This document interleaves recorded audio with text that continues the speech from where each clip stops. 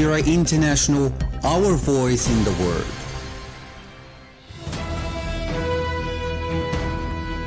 This is the English service of Radio Algeria International. It's time for the news. Addressing the participants to the Global Africa Tech 2026 event, which opened today here in Algiers, the President of the Republic, Mr. Abdelmajid Tebboune, has affirmed that Algeria is ready to play a leading role in strengthening African digital sovereignty. Algeria and Côte d'Ivoire have signed a cooperation agreement in the mining, oil and energy sectors on the occasion of the visit of the Minister of Mines, Petroleum and Energy of the Republic of Côte d'Ivoire and current President of the Ministerial Council of the African Petroleum Producers Organization, APO, to our country. And the situation remains tense in Iran, where new airstrikes have targeted the nuclear plant of Bushehr in the southern part of the country, but without causing any damage.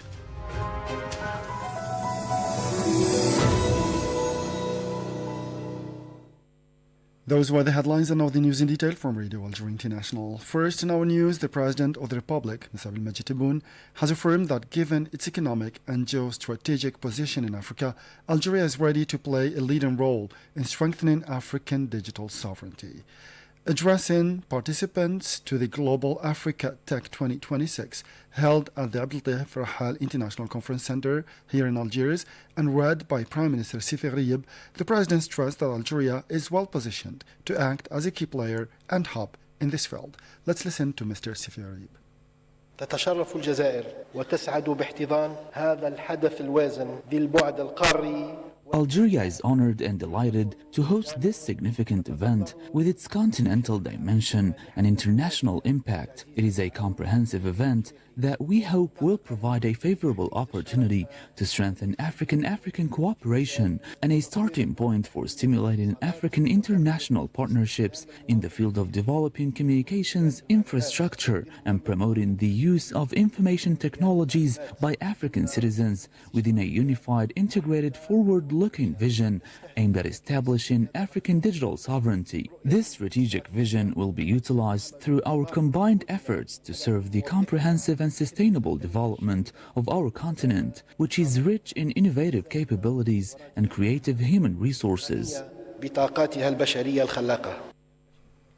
President Tebboune reiterated Algeria's readiness to mobilize its telecommunications infrastructure and human expertise to achieve this goal, highlighting concrete initiatives already underway, including the Trans-Saharan Fiber Optic Backbone project. He also noted that Algeria's commitment aligns with initiatives led by the African Union and the International Telecommunication Union, as well as major continental programs such as NEPAD and Smart Africa, expressing hope that the event would serve as an interactive platform for dialogue, exchange of ideas, and sharing of best practices with the aim of developing a unified technological strategy for a connected, strong, and digitally sovereign Africa. Organized by the Ministry of Post and Telecommunications under the high patronage of the President of the Republic, Mr. Abdelmajid Tebboune, this three-day major continental event, hosted by Algeria from today until next Monday, under the slogan All Networks, One Convergence, constitutes a strategic platform for dialogue and cooperation aimed at harmonizing public policies, infrastructure strategies, investment dynamics, and innovation systems as part of a unified African digital vision. The Minister of Mines, Petroleum and Energy of the Republic of Côte d'Ivoire and current President of the Ministerial Council of the African Petroleum Producers Organization, APO, Mr. Mamadou Sangafoa Koulibaly, started today a four-day working visit to Algeria at the invitation of Algeria's Minister of State, Minister of Hydrocarbons and Mines, Mr. Mohamed Arqab. Leading a high-level delegation, the Ivorian minister will hold talks aimed at strengthening bilateral cooperation, particularly in the hydrocarbons and mining sector, and building on previous exchanges between the two countries. The visit also reflects ongoing efforts to strengthen African partnerships and promote South-South cooperation in key sectors that drive socio-economic development. Speaking about the visit, Mr. Arqab said that it constitutes an opportunity to strengthen consultations and exchange views on ways and means to develop bilateral cooperation, particularly in the hydrocarbons and mining sectors, in line with the instructions of the President of the Republic, Mr. Abdelmajid Tebboune. Let's listen to Mr. Arqab. لقد شكلت هذه الزيارة فرصة هامة لتثمين المشاورات. This visit provided an important opportunity to strengthen consultations and the exchange of views on ways and means to develop bilateral cooperation, particularly in the hydrocarbons and mining sectors, in line with the shared desire to consolidate African partnerships and enhance South-South cooperation in strategic sectors in implementation of the instructions of the President of the Republic, Mr. Abdelmajid Tebboune. These talks culminated in the signing of a cooperation agreement between Algeria and the Republic of Côte d'Ivoire, which constitutes a legal and institutional framework for strengthening partnerships between the two countries and opens up promising prospects for developing joint projects across the various stages of the value chain, whether in the hydrocarbons or mining sectors. أو في قطاع المنجمي. For his part, Mr. Sangafoa Coulibaly expressed satisfaction at the signing of a cooperation agreement in the mining, oil and energy sectors, which represents the fruit of the excellent relationship between Algeria and Côte d'Ivoire. Le ministre d'État et moi-même avons entamé. The Minister of State and I have initiated discussions since 2024 to explore ways to strengthen cooperation between our two countries. Today we are very pleased to be here to sign a cooperation agreement in the mining, oil and energy sectors. This cooperation agreement is the fruit of the excellent relationship between our two countries. The agreement covers the entire value chain in terms of our areas of expertise and competence. We have just had some very productive discussions. It's worth noting that the Minister of Mines, Petroleum and Energy of the Republic of Côte d'Ivoire will also take part in the 8th Symposium of the Algerian Gas Industry Association, scheduled for March 30th to 31st in Oran. The Minister of Foreign Affairs, European Union and Cooperation of the Kingdom of Spain, Mr. José Manuel Alvarez, has highlighted in Oran the depth of bilateral relations and the strategic partnership linking Algeria and Spain, stressing the importance of dialogue and cultural exchanges in strengthening the bonds of friendship between the two countries.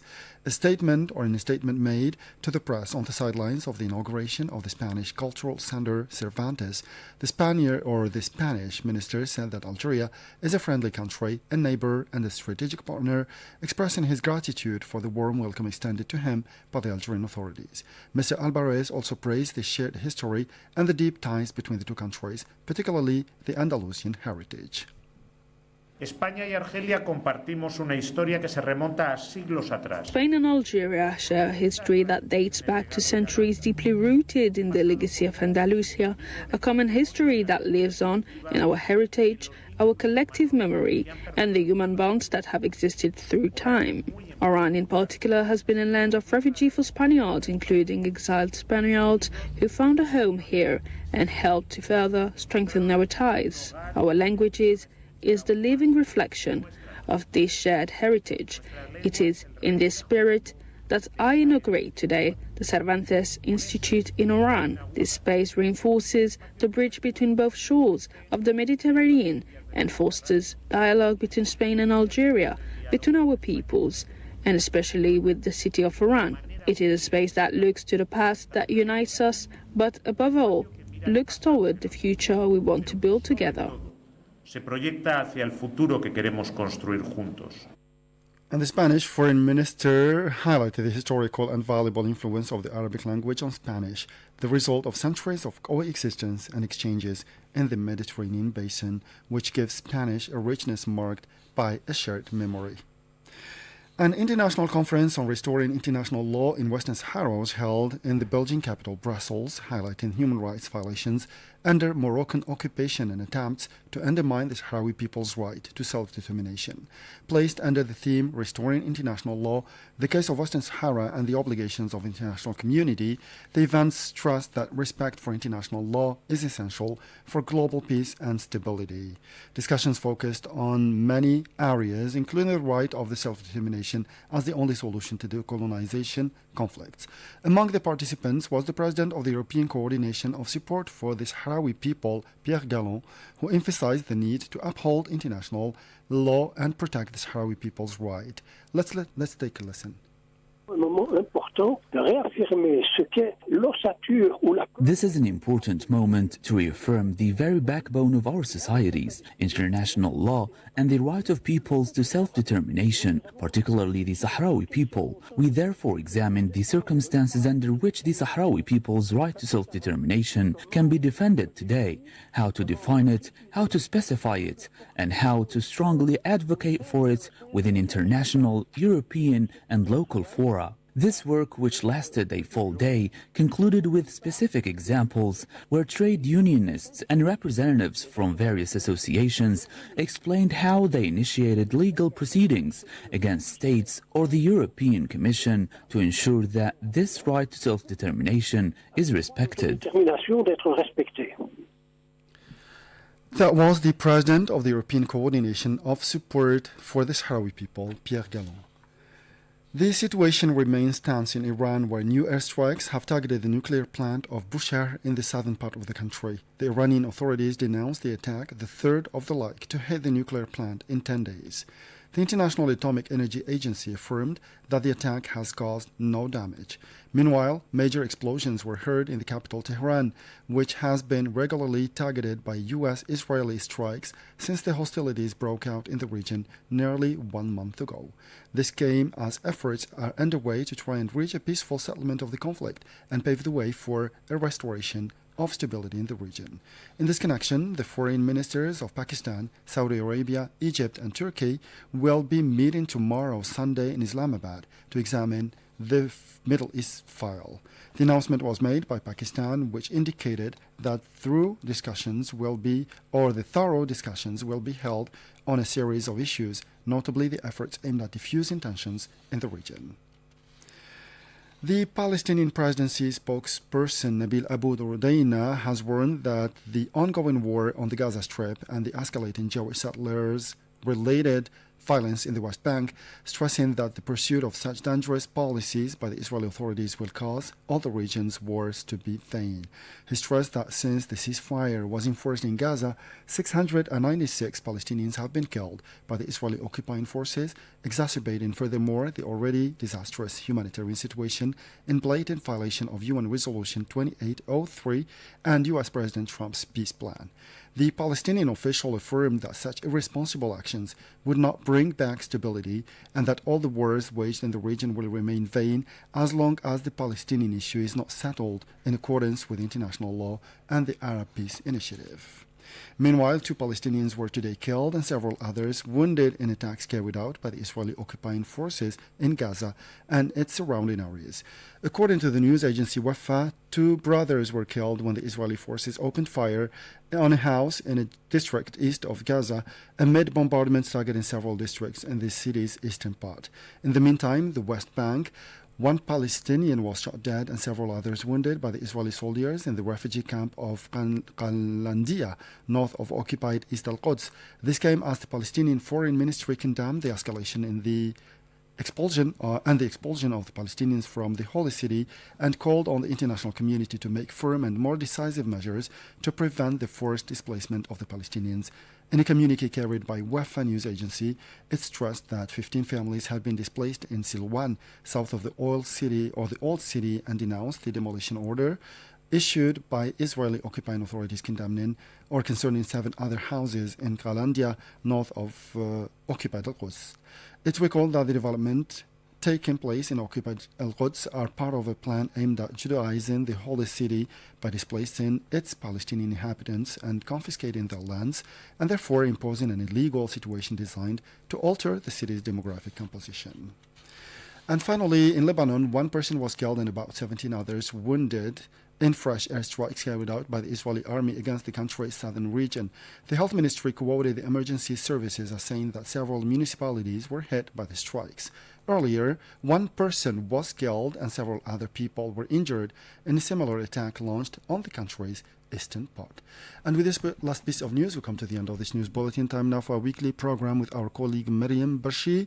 As for me, I'll meet you again tomorrow for a fresh edition of our news bulletin. Until then, stay tuned to Radio Algeria International, and bye-bye for now.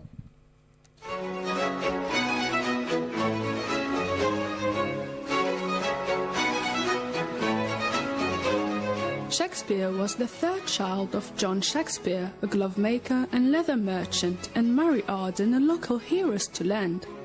John held official positions as alderman and bailiff, an office resembling a mayor. However, records indicate John's fortunes declined sometime in the late 1570s. Eventually, he recovered somewhat and was granted a coat of arms in 1596, which made him and his son official gentlemen.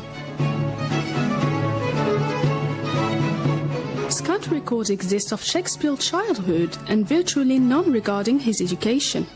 Scholars have surmised that he most likely attended the King's New School in Stratford, which taught reading, writing and the classics including Latin. He attended until he was 14 or 15 and did not continue to university. The uncertainty regarding his education has led some people to question the authorship of his work.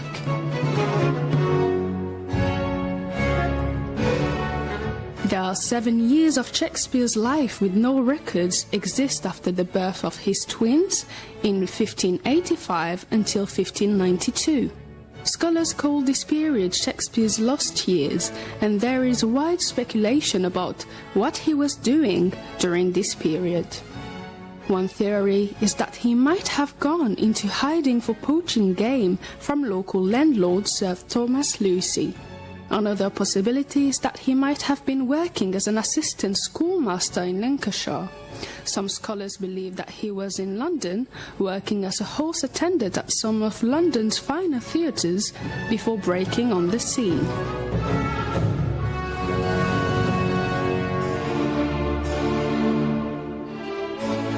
By 1592, there is evidence Shakespeare earned a living as an actor and a playwright in London and possibly had several plays produced.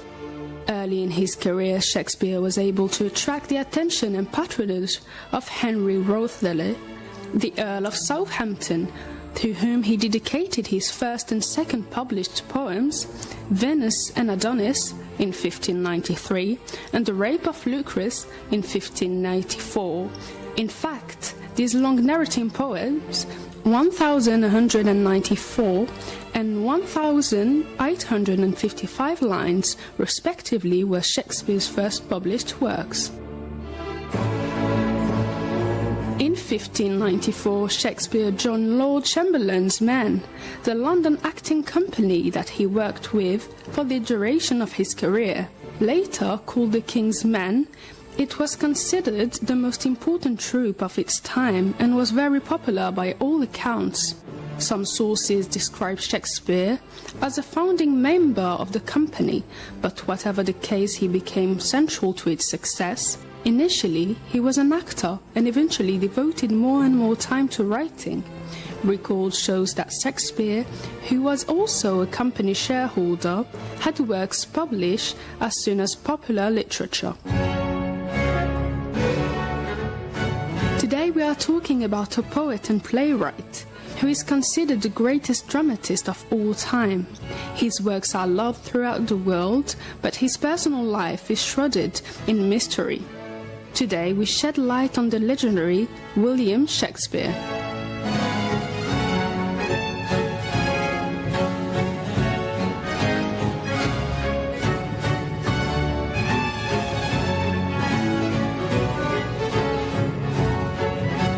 William Shakespeare was an English poet, playwright and actor of the Renaissance era.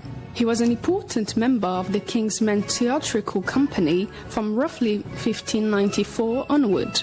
Known throughout the world, Shakespeare's works, including at least 37 plays, 154 sonnets and 2 narrative poems, capture the range of human emotion and conflict and have been celebrated for more than 400 years.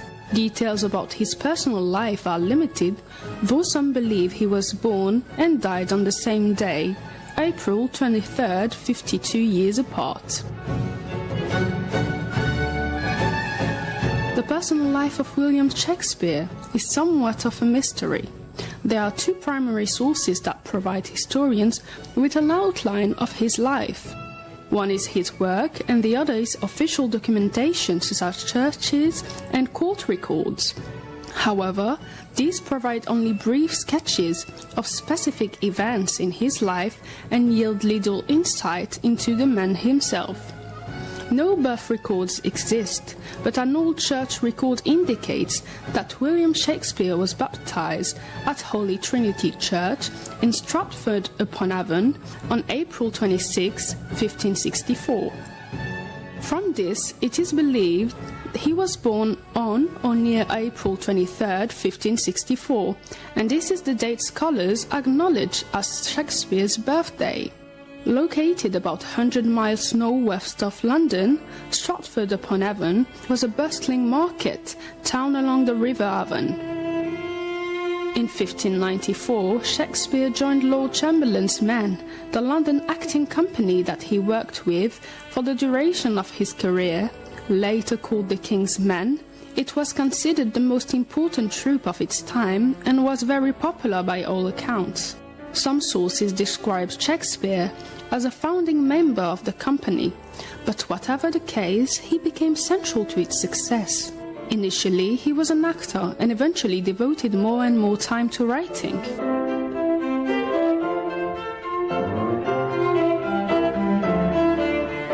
By the end of 1597, Shakespeare had likely written 16 of his 37 plays and amassed some wealth. At this time, civil records show Shakespeare purchased one of the largest houses in Stratford, called the New Place, for his family.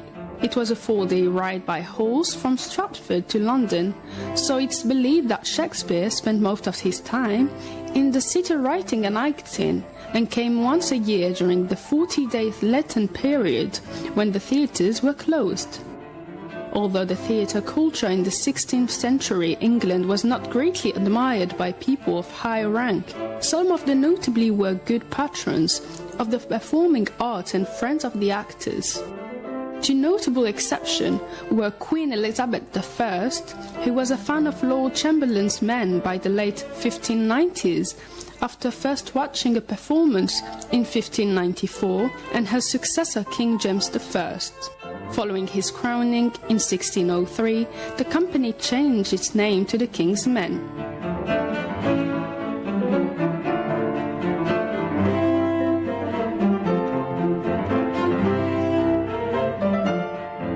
By 1599, Shakespeare and several fellow actors built their own theatre on the south bank of the Thames River, which they called the Globe Theatre. Julius Caesar's is thought to be the first production at the new open-air theatre. Owning the playhouse proved to be a financial boon for Shakespeare and the other investors. It's difficult to determine the exact chronology of Shakespeare's play, but over the course of 2 decades, from about 1590 to 1613, he wrote 37 plays revolving around 3 main themes: history, tragedy, and comedy. Some plays blur these lines, and over time our interpretation of them has changed too. Shakespeare's early plays were written in the conventional style of the day, with elaborate metaphors and rhetorical phrases that didn't always align naturally with the story's plot or characters. However, Shakespeare was very innovative, adapting the traditional style to his own purposes and creating a freer flow of words. With only small degrees of variation, Shakespeare primarily used a metrical pattern consisting of lines and unrhymed iambic pentameter or blank verse to compose his plays. At the same time, there are passages in all the plays that deviate from these and use forms of poetry or simple prose. Around the turn of 17th century, Shakespeare became a more extensive property owner in Stratford. When his father John died in 1601, he inherited the family home. In 1605, Shakespeare purchased leases of real estate near Stratford for £440, which doubled in value and earned him £60 a year. This made him an entrepreneur as well as an artist, and scholars believe these investments gave him uninterrupted time to write his plays. tradition holds that Shakespeare died on his 52nd birthday, April 23rd, 1616, but some scholars believe this is a myth. Church records show he was interred at Holy Trinity Church on April 25, 1616. The exact cause of Shakespeare's death is unknown, though many people believe he died following a brief illness. The Board of Avon has gone down in history as the greatest dramatist of all time and is sometimes called England's national poet.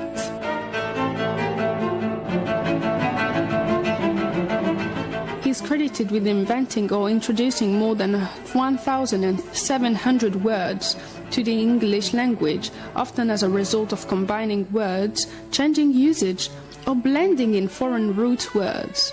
If you've used the words downstairs, egregious, kissing, zanny, or skim milk, you can thank Shakespeare. He is also responsible for many common phrases, such as love is blind or will good chase.